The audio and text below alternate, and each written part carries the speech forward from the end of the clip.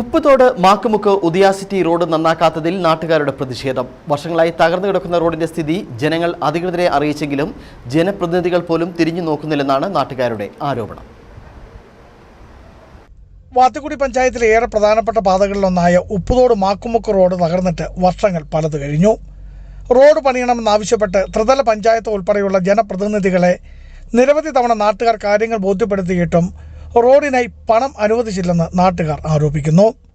അതേസമയം പ്രളയ പുനർനിർമ്മാണ പ്രവർത്തികളിൽ ഉൾപ്പെടുത്തി 10 ലക്ഷം രൂപ നീക്കിവെച്ച് ബ്ലോക്ക് പഞ്ചായത്ത് ടെൻഡർ ചെയ്തെങ്കിലും കരാർ ഏറ്റെടുക്കുവാൻ കരാറുകാർ ആരും മുന്നോട്ട് വന്നില്ലെന്ന് ഗ്രാമപഞ്ചായത്ത് അംഗവും വ്യക്തമാക്കി. നമ്മുടെ ഫ്ലഡിന്റെ പദ്ധതിപ്പെടുത്തി ഫ്ലഡിന്റെ വർക്കിപ്പെടുത്തി ഒരു 10 ലക്ഷം രൂപ ഈ റോഡിന് അനുവദിച്ചിരുന്നതാണ്. പക്ഷേ ഫ്ലഡിന്റെ വർക്കായതുകൊണ്ടും മെറ്റീരിയൽസിന്റെ ഷോർട്ടേജ് കൊണ്ടുമൊക്കെ ഒരു കോൺട്രാക്ടർമാരും ഇതിന്റെ ടെൻഡർ എടുക്കാൻ തയ്യാറായില്ല. എന്നാൽ നാട്ടുകാർ ചേർന്ന് റോഡിൽ വാഴ നട്ടും പ്രതിഷേധിച്ചു. ആശുപത്രി ആവശ്യങ്ങൾക്കായി ഒരു ഓട്ടോറിക്ഷ പോലും കടന്നു വരാത്ത അവസ്ഥയാണെന്ന് നാട്ടുകാർ പറയുന്നു.